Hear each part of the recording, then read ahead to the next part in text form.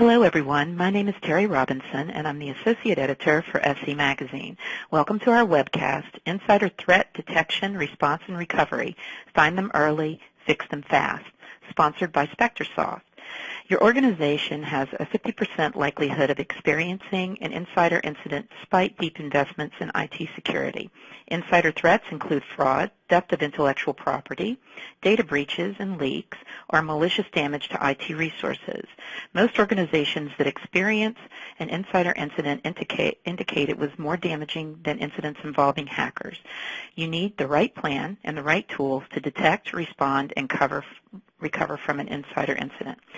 Today's webinar will look at effective approaches to detect and address insider threats, research and resources from industry experts to help you prepare and react, best practices from years of hands-on experience and client engagements.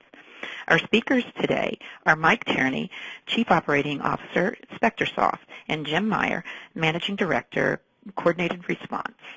Mike is responsible for the overall product strategy at SpectorSoft. Prior to joining SpectorSoft, he oversaw a large product portfolio that included solutions for desktop security, least privilege management, file access control, and reporting and compliance. Mike also has responsibility for operations, and in this capacity deals with the same issues facing most companies, improving productivity and security while maintaining user privacy. Jim is the Managing Director at Coordinated Response, a firm specializing in developing and automating incident response plans.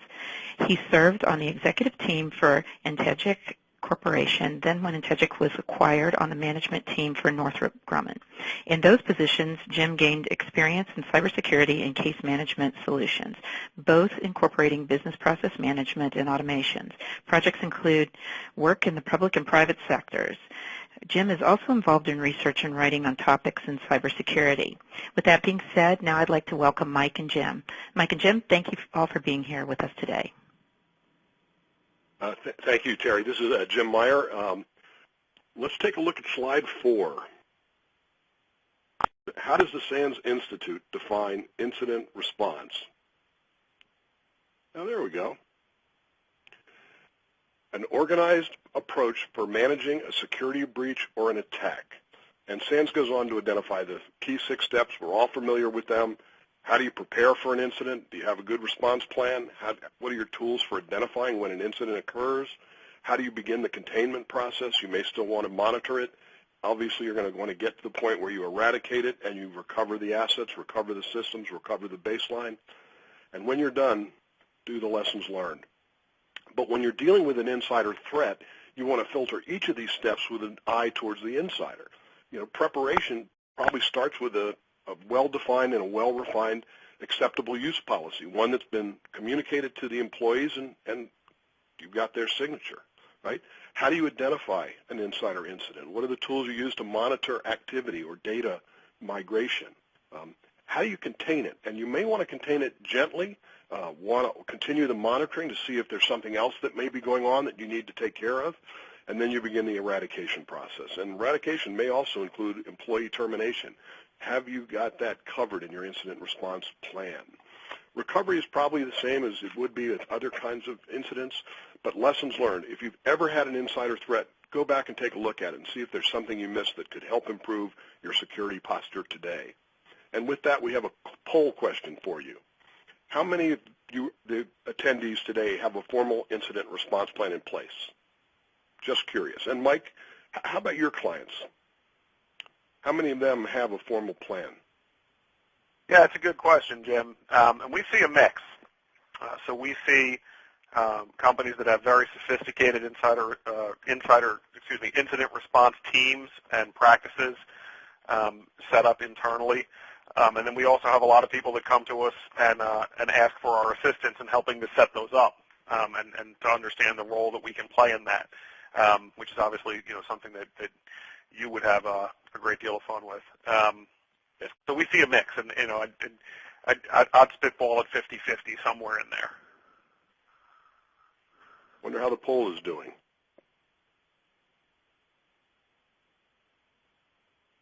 Of course, when we get involved, there's already a plan or they're trying to develop one. Wow, that's a good result. I like that. That's a very good result.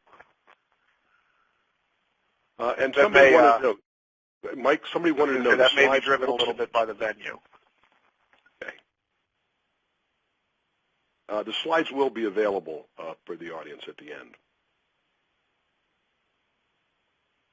All right, so let's, as we proceed, Jim did a good job of outlining the high-level basics, and he's going to go more into the incident response aspects of this. But I always find it helpful, since we're talking specifically about insider threats, to start with a definition of that. And I'm a man of many words on slides, as you can see. At the end of the day, an insider threat is what happens when someone who has proper access, who has had access authorized or granted to them, use it improperly. And there are different ways that improper use can happen. It can be malicious. It can be inadvertent. For our purposes here, we're largely talking about the malicious threat. But you're talking about someone who's been given that access, they exceed their authorization, or they misuse that access in a way that negatively affects the organization that they work for. And what really gets interesting when you're dealing with an insider threat is the fact that they've been granted that access. You've trusted an employee, a business partner, a contractor to bring them in and give them that access. So the systems that look for improper access or keep people that shouldn't be in out can't really help you once you've given the keys away to somebody. When trust is violated, that's what you're looking for when you're dealing with an insider threat. And as I think about this and I work through these issues, the basic question for me is that all companies, will start off the life cycle of an employee by assigning a risk level to them, even if it's done very informally. But when you look at the hiring process of companies, if you're looking at bringing in, say, a new CFO, they're going to go through a much more rigid and stringent process than if you were bringing in an entry-level person, say, in marketing. Because they're going to have greater access, they're going to have greater ability to harm the company should something go wrong, so you put them through their paces a little bit more. But if background checks and interviews and those types of things were sufficient to determine, 100% of the time that a person is trustworthy, we wouldn't be reading and hearing about all these insider problems all the time that we hear. So the question then becomes for me is, why is checking on someone only done at the time of hire?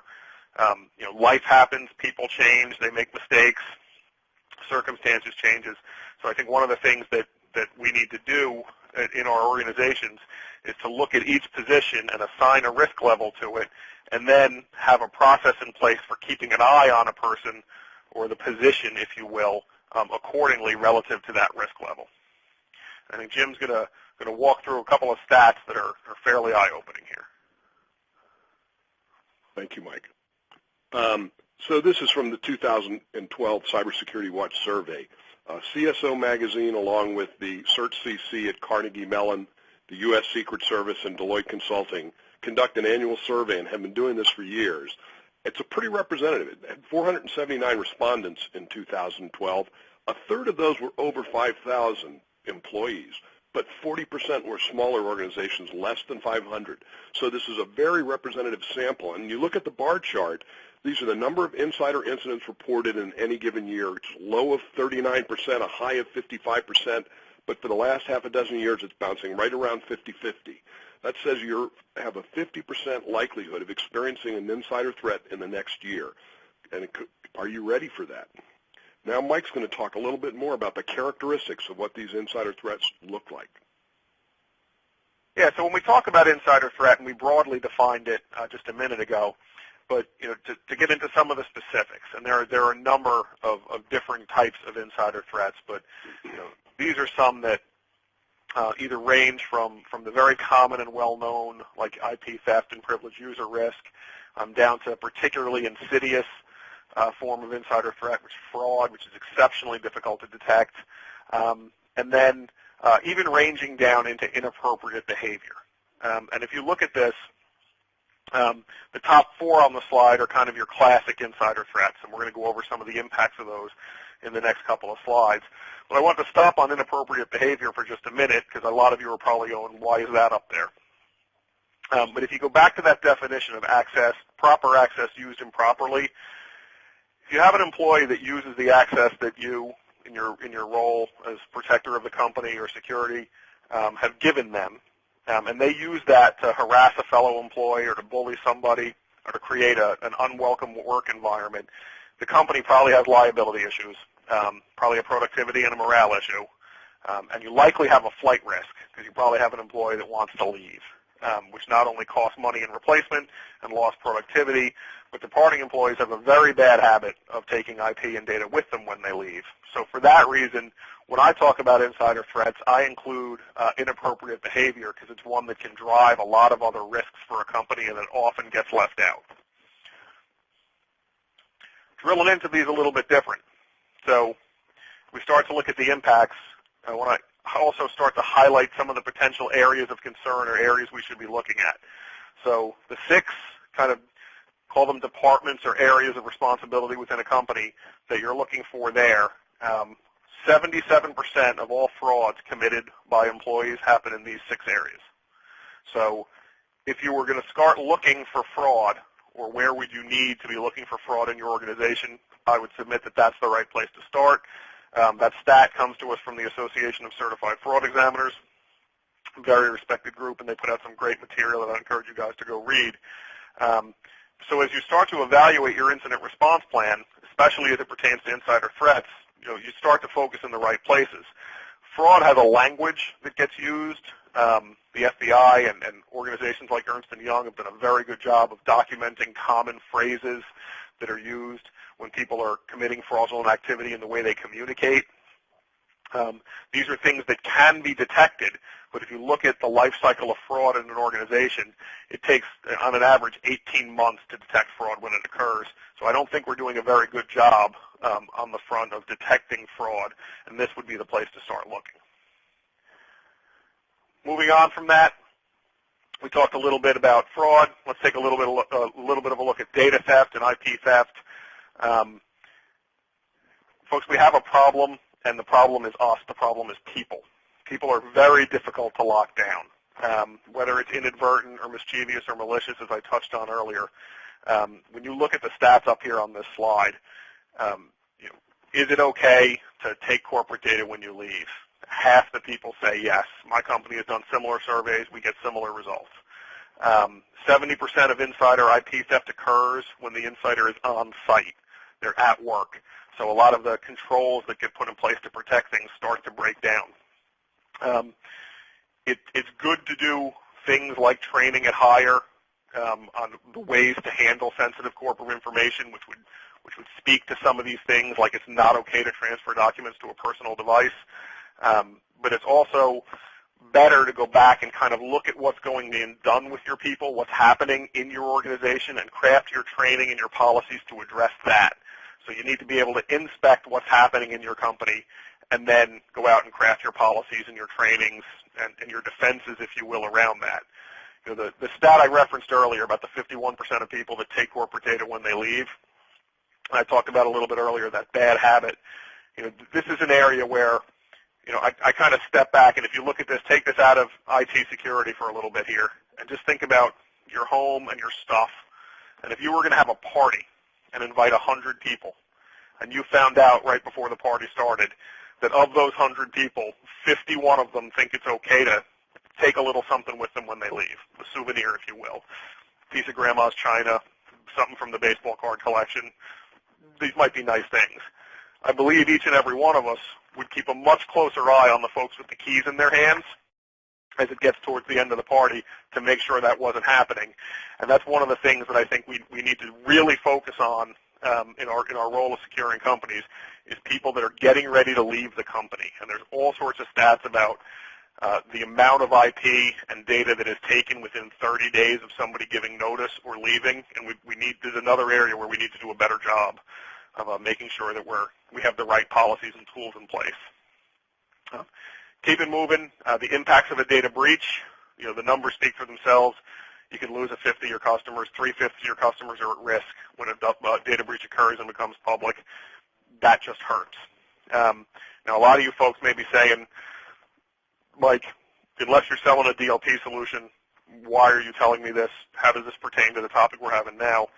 DLP is great technology, and it engages when a behavior is already occurring. It's trying to catch a behavior as it's happening, if you will.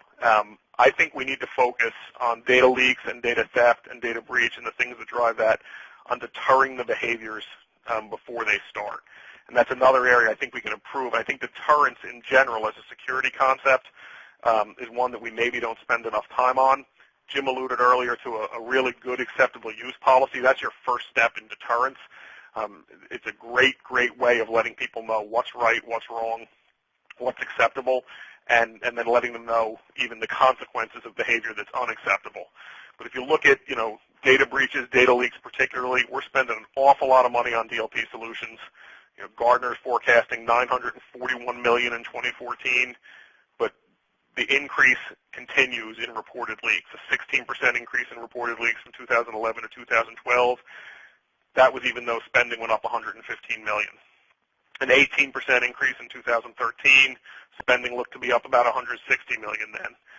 So I think DLP is great technology, but I don't know that it's enough, and I think deterrence is an area that I would look to try to start stopping some of the behaviors that lead to data leaks and data breaches before they occur.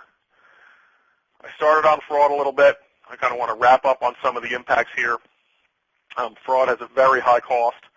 A typical organization can lose 5% of its revenues to fraud. There have been cases where the numbers get very high, much higher than are even up on the slide. This is again an area where we need to focus on detection and trying to do a better job there. And this is, you'll notice, of all the different types of insider threat that I put up there, I did not touch on privileged user risk. I think everybody's tired at this point of hearing about Snowden, so I promised myself I wouldn't mention him. Now I just did, but still you can thank me later for not getting into that. So getting through all of the impacts, Jim, why don't we throw it back to you, and why don't you start to, now that we've gone through the scary statistics, why don't you start walking through some of the ways that we can deal with these things? Very good. 2 years ago, I actually heard a gentleman from Cert CC speak at a conference, and I got really excited about the material, and that's part of what we're sharing with you. If you haven't seen some of the Cert insider threat material, I highly recommend it. To help inform their strategy for addressing insider attack, Cert's has been maintaining an attack database. Today they have over 700 cases across all sectors, and it confirms what Mike just said. I mean, there are low-tech attacks, modifying, stealing sensitive information, but there are also technically sophisticated crimes where they sabotage your systems long after they're gone. And to address that, you've got to have good tools and a good plan. Let's take a look at the second slide on this. Key point, there we go.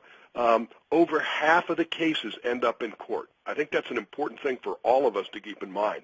If it ends up in court, you're going to need to deal with evidence. You're going to need to have good information that allows you to put your case forward. They were able to convict these individuals of IT sabotage, the intellectual theft, and at least this gives some avenue of recovery from a financial point of view. It may not help with the reputation, but at least it can limit the financial damage. So this is another piece of information that informs the Cert in dealing with insider threat. Next slide, please. Oh, another poll. Thank you. If you were to investigate an insider threat today, what tools would you and the audience rely on? What are the key things you have or you look to? And Mike, your organization has a lot of experience in this area. I know you've helped out in cases of insider activity. What do you see? Yeah, we do. And of the solutions that are up there, for poll, again, our customers are using a range of those technologies. And to obviously to good success at a lot of our customers. So I expect that we're going to see a good mix here, because I think all of these are employed pretty widely in different organizations. Yeah, I know a lot of our customers, it's forensic tools. Big deal.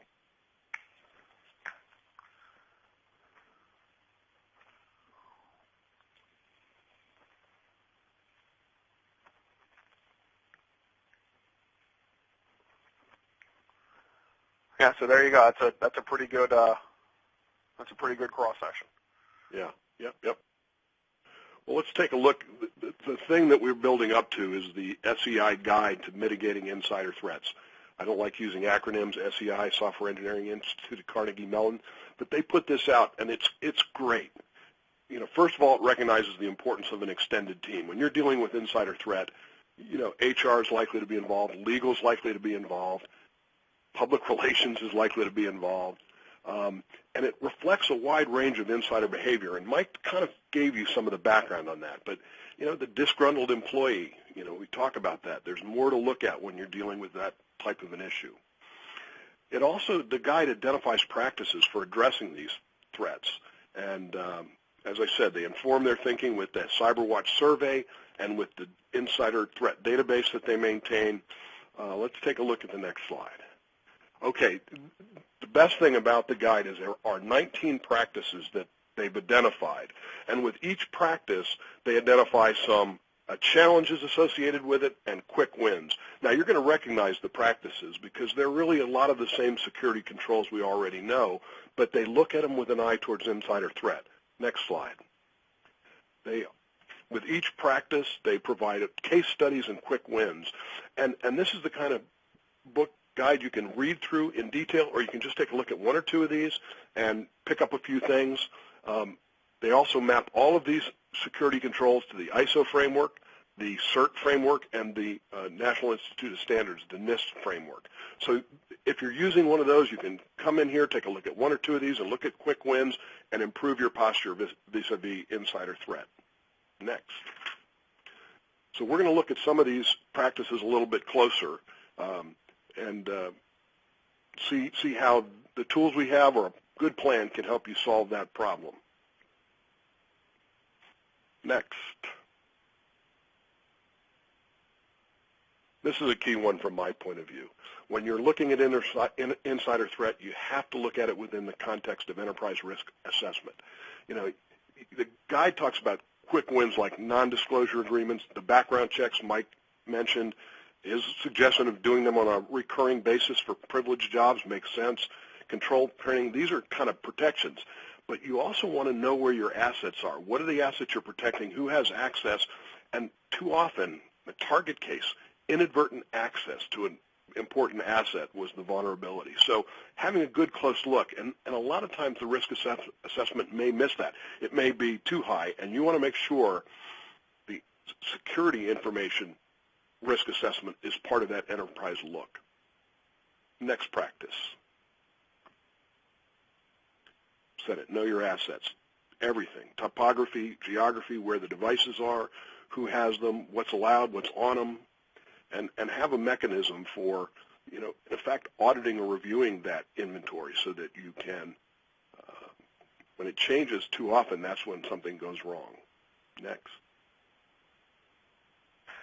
Yeah, so moving on as we step through the few that we decided to highlight here today.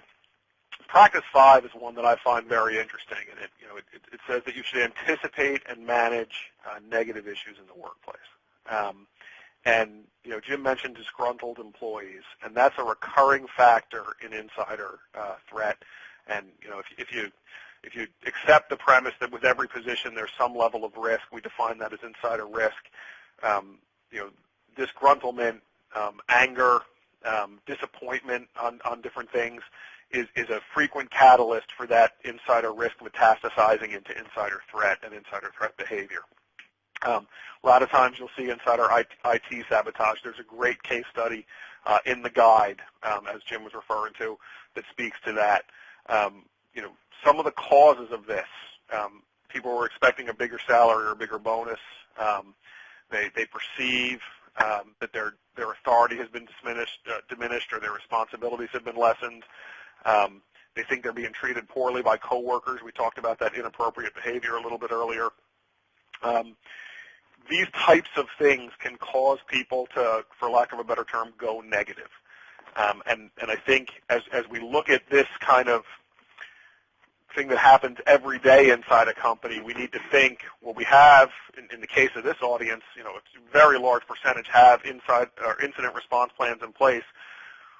Do we also have, incorporated into that plans for dealing with Joe when Joe doesn't get the raise he was expected and decides he's going to take out value in another way, perhaps. Are we dealing with that in our insider threat kind of planning and our incident response planning? The guide says, as you go through this, to consider any of these an incident that requires authorized and appropriate monitoring. And the appropriate and authorized touches back to the acceptable use policy, to the policies that a company has in place, and the tools that you use. But this is something that I don't believe always gets the attention it deserves until it's a little bit too late. There's a great example, and you can find out, and the deck will be available later, so the link will be something you can click on. But a great example of a disgruntled employee who took some very valuable information. You can see the value that Intel placed on it, and is now facing up to 20 years in prison, which is definitely not fun for him. So that's an area where people got caught, which is good. Over half, 56% in a study by the same group we've been talking to, the Cert folks at Carnegie Mellon, of entitled independence, and that's a term they use to describe folks who felt they were owed something or had ownership in their work product, took the information or the data or the source code, whatever it might be that they felt they had ownership in, within a month of resigning. There's a window, a time when you're most at risk to that type of behavior. That window varies a little bit from one employee to the next, but there's a commonality of a high-risk exit period for sure, and that's that 30 days prior to somebody leaving that we talked about. But then you need to look at risk windows when they open for other folks in the company, and it's going to be around events like we're talking about. A negative review can set somebody off. A good friend who's let go for whatever reason can set someone off.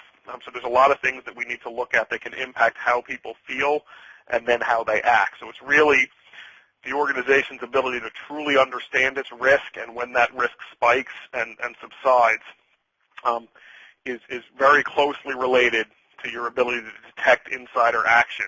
And if you have sufficient levels of technical and behavioral monitoring in place, it becomes a whole lot easier to discover those types of things.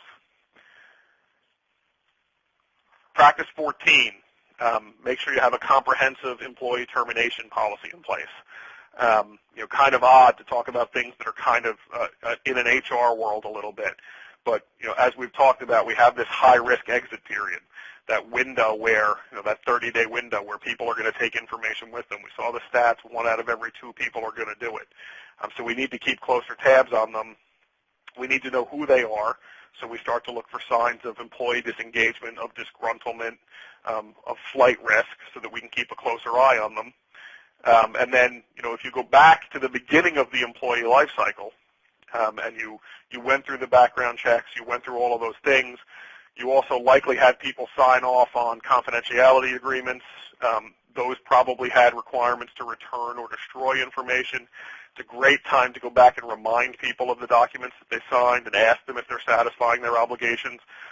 For a lot of folks, if they're in that inadvertent category, that would be more than enough to make them think, oh, I do have something on that personal device I have to destroy.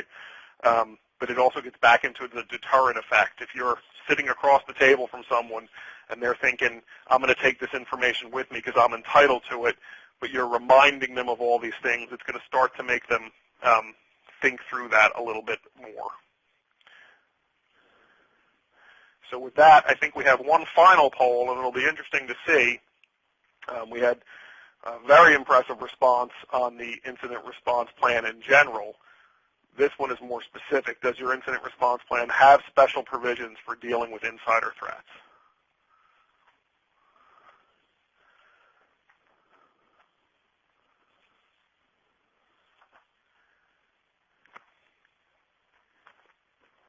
And Mike, some of what you were just saying, it's almost like you ought to treat, you don't treat it as an incident when it's discovered in the system.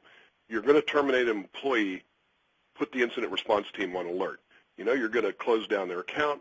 You're going to do a number of things, start monitoring those close associates who may also be upset about their being let go. Yeah, that's a great point, Jim. Great point.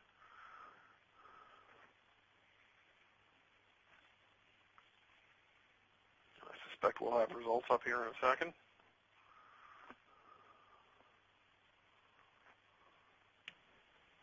So, yeah, and that not completely unexpected. So I think one of the things that we wanted to do here today is to walk through some of the things you need to consider, some of the special provisions, if you will, for dealing with insider threats. So let's keep moving. And Jim, I think you wanted to talk a little bit about that. Yep. Well, and the extended team, this is practice number 16. If you're dealing with an insider threat, think of all the different parts of the organization that are going to be involved in the incident response. And this is a great opportunity to have literally a desktop exercise. You know, bring in the rep from HR, bring in the rep from legal, you know, have some of the IT security team there, you know, the folks that own the data, and walk through what would happen if an insider did a breach. And everybody at the table is going to raise their hand and say, well, wait a minute, you can't do this until you have a sign-off. You know, you can't confiscate the laptop without HR authorization, legal authorization. So you end up fleshing out the little missing pieces that can be stumbling points if you haven't thought of them in advance. So this is a key practice. It's one I think we all know about, but it's not a bad thing to have a conversation on an annual basis to look at that and apply it in the incident response plan. And by the way, I have a good friend who's a CISO at a health care organization, and he says the legal counsel is his best ally in managing information security, because as soon as that legal counsel understands some of the liability issues, they can lay out some of the risk that's not technical, but where the real liabilities exist. So that's a really good practice to keep in mind. Yeah, and if I could just add to that, Jim, and I'm not going to be able to recall the stats specifically off the top of my head, but I've seen surveys of human resources folks and was very surprised by the high percentage of respondents that considered preventing IT theft to be part of their job. I'm pleasantly surprised, but it was not an answer I expected to see a lot of yeses to. So these are folks that recognize that they have a role to play in that. And I think your suggestion of pulling folks into a room and having a meeting and hashing through all those issues, you're going to have some very willing partners at the table there. So as we keep stepping through these practices that we highlighted here today, we'll talk a little bit about privileged users. I think it was Voltaire that said, with great power comes great responsibility. It may have been Spider-Man's father. But I also think that with great power, great responsibility comes the need for additional scrutiny, and there should be the expectation of additional scrutiny.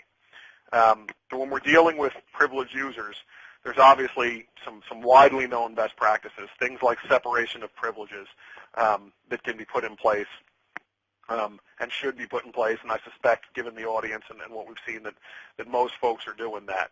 But I also think, you're talking about, in a lot of cases, people that might have unfettered access, sometimes exist outside of the normal standard checks and balances. IT folks that need to have access to something to make sure they can keep it running, or they can troubleshoot if they have to, but not necessarily should have permissions to go read what's inside that folder on the share per se. So, with the greater access, I think you have a greater need to inspect what's being done with that access. And that brings me to kind of a third D. I've hit on the deterrence word a couple times. I've talked about detection specifically when it comes into fraud. But the third D that I like to talk about a little bit is to detail, and to be able to look at actions in detail, in context, to see what someone was doing, and to maybe even be able to understand why they were doing it is very important. It can help cut down on things like false positives, which would be an obvious use case for it. But having the ability and having folks know that you have the ability to regularly look at their activity in detail does have a powerful deterrent factor, but it also gives you the tools you need to be able to go through and say, we've given access, we've granted trust, that access is being used properly. And that's going to help a lot of people sleep better at night at a bare minimum. So I talked a little bit about it. I encourage everybody to always remember those 3 Ds, detect, detail, and deter. We need to be able, obviously, to detect insider risk turning into insider threat as early as possible. There are ways to do that, lots of ways that are used widely, but really being able to take a look at someone's activity and to be able to see alerts generated off of that. Examples like I touched on earlier, the language of fraud, knowing when that's occurring in your company, very important to be able to do. Being able to look at actions in detail and see what things are going on there. You know, if you look at some of these practices and how they line up, practice 10, making sure you have monitoring policies in place for privileged users. Practice 12, log, monitor, and audit employee actions and correlate that up in a SIM solution. You know, all of these things play into that, the ability to pull the detail out of the communications and online fabric of your company that may be an indicator that you have some kind of behavior going on you need to take a closer look at is very important. And then last is that deterrence word again that I keep bringing up as a security practice that I think we need to spend more time looking at. The people at the Sentencing Project, Valerie Wright in particular, have done some incredible research. Now, they're doing this in a crime and punishment setting as opposed to an IT security setting, but the thought processes and the logic holds. And they did a study where they were able to determine that increasing the certainty of punishment had a greater deterrent effect than an increase in the severity of punishment. You know, in other words, the more likely I am to think I'm going to get away with something, the more likely I am to try. The more likely I think I'm going to get caught, the less likely I am to try. You know, if you look up deterrence in the dictionary, there's a couple of definitions, but the one that applies here the most is the act of making someone decide not to do something. I saw a stat in Wired magazine not that long ago. It said 75% of employee-related crimes go unnoticed.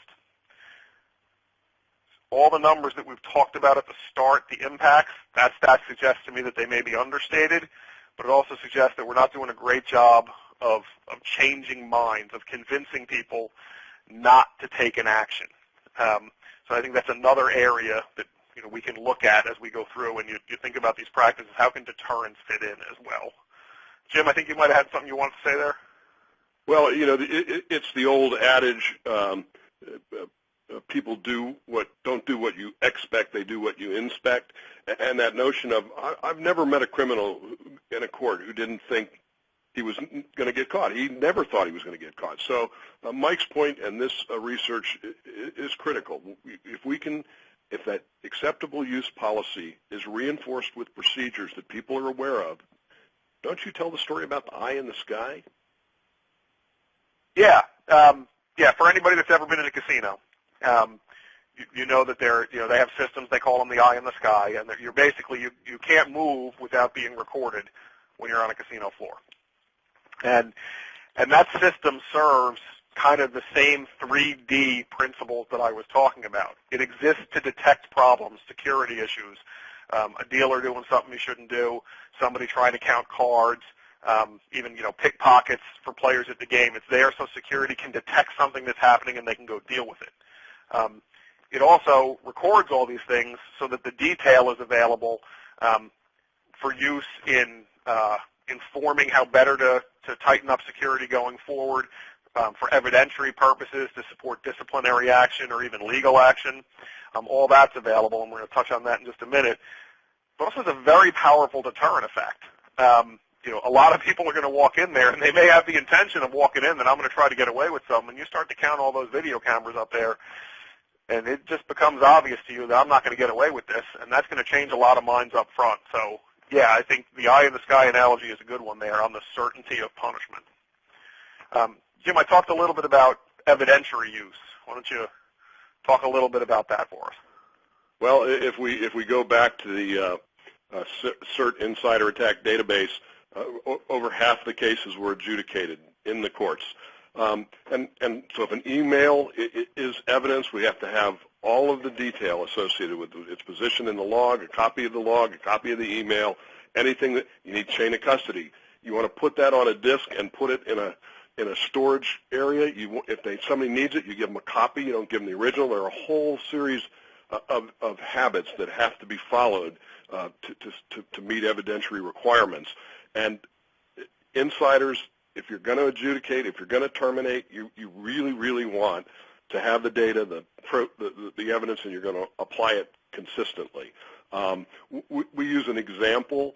You see a lot of excess email activity on one user's system, back and forth conversation all day with the same person. One case, it's an employee talking with his wife, just like using it for instant messaging.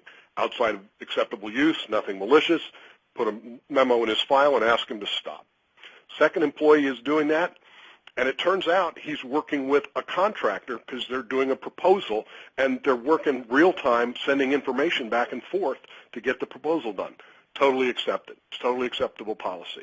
Someone else is doing it, and they're actually having an online gambling activity with a friend.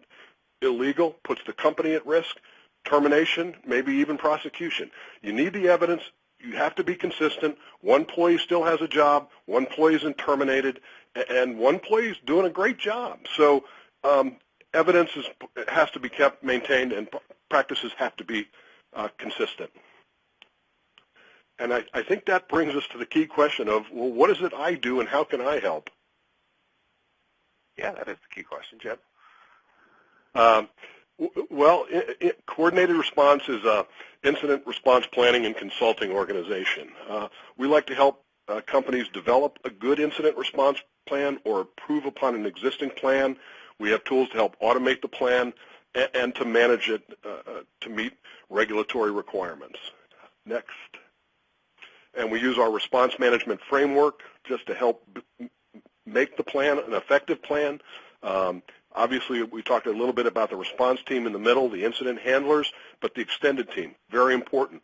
And by the way, that desktop exercise satisfies a lot of audit requirements because you can show you did it, the people were there, and you updated the plan accordingly.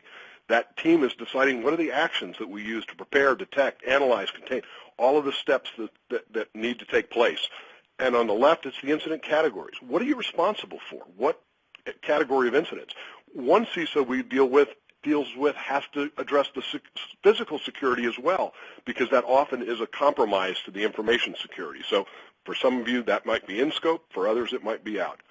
The other thing, and we talked a little bit about enterprise risk, impact areas and measures. You know, one of my favorite CISOs told me, we don't need to build a $50 fence to protect a $5 nag.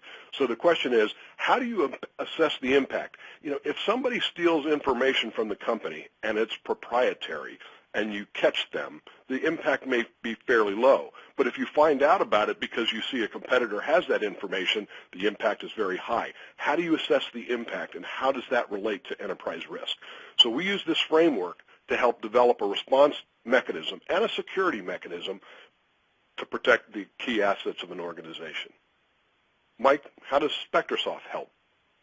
Oh, thanks, Jim. And that was great. You know, I think we saw, in the poll results just a few minutes ago, the 50% of you that don't have a plan specific to insider threat in your incident response plan, I'd really encourage you folks to take a look at what the folks at Coordinated Response are doing, because I think they could really help you in that area. In terms of SpectorSoft, a little bit different than Coordinated Response. We make software. We make software that lets you monitor user activity across the communications and online fabric of your company. And you can see up on the slide a lot of the different things that we can collect the data from. We bring that data back into a database so that you can look at it, alert on it, report on it. But in the short answer of what is it that we do, we help you detect, detail, and deter from the behaviors that you don't want happening in your network. We have two main solutions that we offer. The first, up on the slide here, Specter 360 Recon, is what I would call a passive monitoring solution. It lets companies receive the maximum benefits of logging employee digital activity without needlessly compromising employee privacy. And I'm going to talk for just a minute about the word cause. Companies are very comfortable, we've found, taking a close look at a user's action when they have a cause to. Employee investigations are very common in the context of responding to an incident. People get put through, put under a magnifying glass, and their actions are looked at. When that cause is not known to exist, we generally don't want to be drilling into people that much. But having the data available in case it's necessary, because you never know where that cause is going to come from next.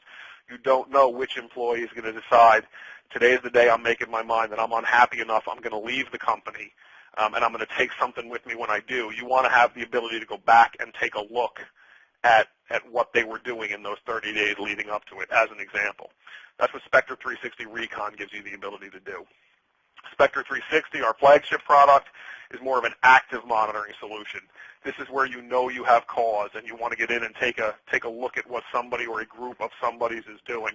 Specter 360 provides just incredible visibility into what's happening on your network, in your organization, and it focuses on the people and their actions. So it's going to be able to provide context that other solutions can't, but it's also going to help you with that problem we touched on at the earlier.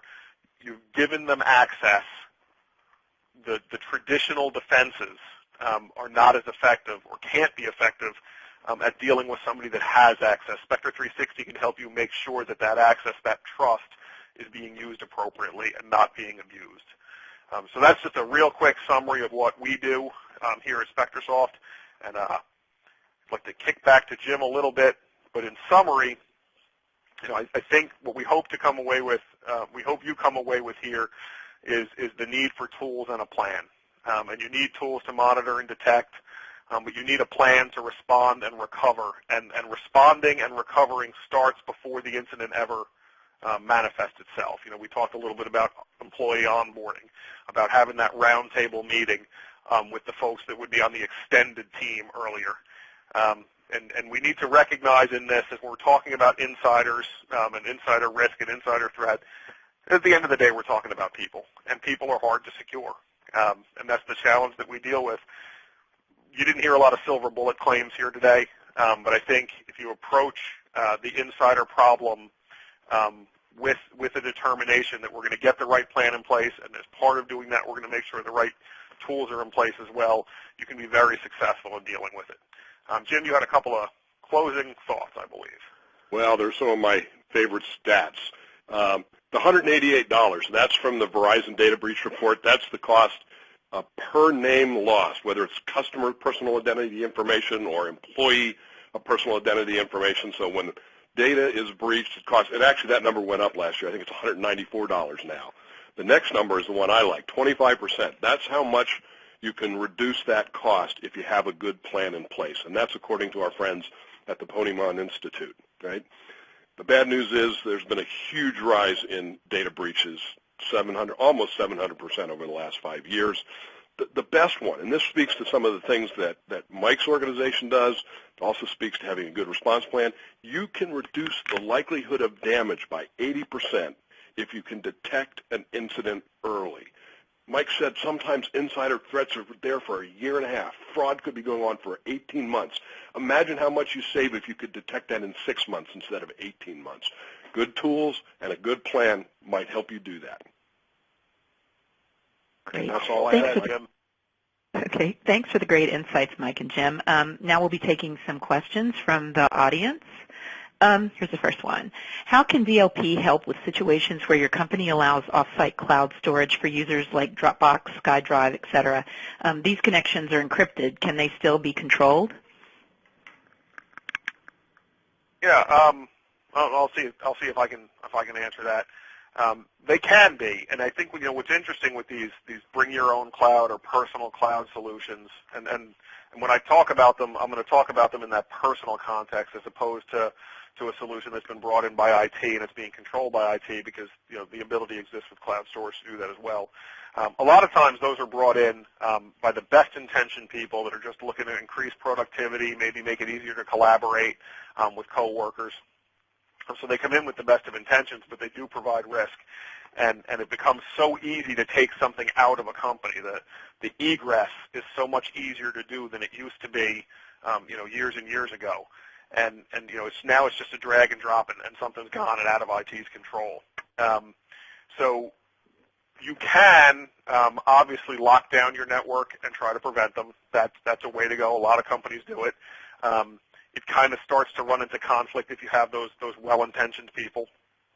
And you can certainly look at bringing in something like under IT's control, but you can also simply just look for activity and look for abnormal usage of storage, and you can start to correlate that type of stuff with things that would make you wonder if this is a negative thing that's going on. For example, we talked about departing employees.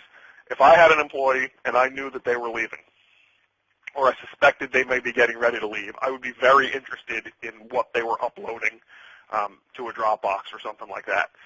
You can monitor for activity like that. We cover that certainly in our solution to be able to give people visibility into exactly what's being uploaded by who and when, so that you can go back and deal with it appropriately. Hopefully that answered the question. Great. Okay. How do you deal with the termination of an IT security employee like an ESO director or engineer? Anything special with those cases since they have eyes into almost everything? Wow, that's a very good question, and I think there are two parts to it. How do you your incident? You're responding to something. You're creating an incident you need to respond to. What's your preparation for that?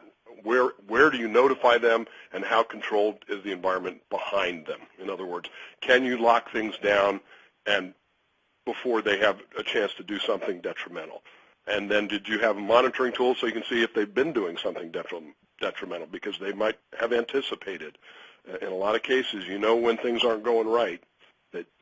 So do you have the monitoring to anticipate, and do you have the lockdown? That's a very good question. Mike, do you have any thoughts on that? Yeah, and I think Jim, to just build on that a little bit, that is a very difficult situation for companies, because if you're talking about somebody who has the ability to go in and create an account, to create access for themselves, it becomes very difficult to deal with. Now, I think, one, we benefit from the fact that most IT folks, particularly security folks, take their role very seriously and tend not to go down this road, but it does happen. It's actually one of the case studies in the Insider Threat Guide, the Common Sense Guide that we've been referring to, was an IT person whose wife worked for the company, and she was fired, and he got angry and created an account so he could come back in. And those types of behaviors are very difficult to secure against, but getting back to first of all, knowing your assets and knowing your accesses and who has rights to do what. Enforcing separation of privileges certainly has a role to play there. And then, as I said earlier, with highly privileged users, I believe, I had the words up on the slide. I don't think I say them out loud. You record everything, and you have a record of everything that was done, because the ability to do harm is so great. And when you're presented with a situation where someone's leaving, if you, for any reason, think you may be at risk, you have the information available to you, and you can go back and confirm or deny that suspicion. Mike, one last point I'd like to make. This is where you put your friends in human resources on the hot seat, because, in effect, you want to also notify the employees that are influenced by that individual of the termination, right? Because he could social engineer, or she could social engineer. After you've cut their access, they simply call back to an employee who may not know they're gone and say, hey, I'm out of the office, I can't get to the network, could you do? And the employee doesn't know, so they say, oh, sure, I'll take care of that for you. So you have to be in a position to notify anybody who could be influenced by that individual, and that, is a very sensitive area. HR needs to address the policy and how you can add the protection you need. That's an excellent point. Great. Can you talk about how customers implement your solution? I'm assuming that that's aimed at me, since I don't know that would necessarily apply. No, you're the product company. Yeah, exactly. And it's a good question. So there's, the technical implementation, I suspect, is not where that question is coming from. It installs on a server. It has a SQL backend. You can deploy the agents out, much like any other kind of endpoint solution. Beyond that, there's a bit of process that we see that goes around bringing in a solution like ours. And a lot of what Jim talked on about that extended team for incident response applies here as well. If you think about pretty much every company, certainly every company that I've ever worked for, has an acceptable use policy. You acknowledge it in one form or another. And in that acknowledgement, it usually says that the company has the right and the means to monitor activity. That's the starting point for bringing in a solution like ours, is making sure that your acceptable use policy is current, that it's been vetted by legal, and that employees are told, and this is particularly important in the U.S., that are told that their privacy when they're working on a corporate network is not really there. So it starts there, and then beyond that, you want to take a look at what your goals are for bringing in a monitoring solution, and align your monitoring policies to those goals. And as an example, I'd go back to that slide where we talked about the 6 groups that are, where 77% of fraud occurs. If you were going to monitor for signs of fraudulent activity, I would target those groups and not groups that don't fall into that. So you'd get a different monitoring policy for each different group. And then those are going to have to be vetted out frequently, within the organization, so people understand these are the policies we have in place. And then finally, we see a lot of companies that have that extended team involved in the decisions to go in and really look at the detailed activity information that's available.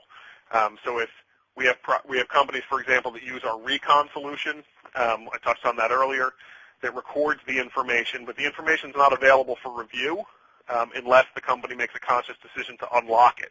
A lot of times we will see HR and legal involved in that process. So we have an alert, we have a reason, a tip even from somebody that we think Joe may be up to something, we need to take a closer look. HR and or legal takes a look and says, okay, based on what you're telling me, I agree with you. Go ahead, pull the data in, and let's take a look at what they're doing. So we see a little level of process that goes beyond just the technical implementation. And can I say that's incident response there? It's got to be part of the plan. And, Mike, I highly recommend the listeners go to your website and get your white paper that simply talks about all the key decision gates in deploying a technology like yours. Great. Can you give an example of how a customer used your solution to respond to an incident? Let's talk about how your tools are used oftentimes in incident response. Sure. No, I can do that.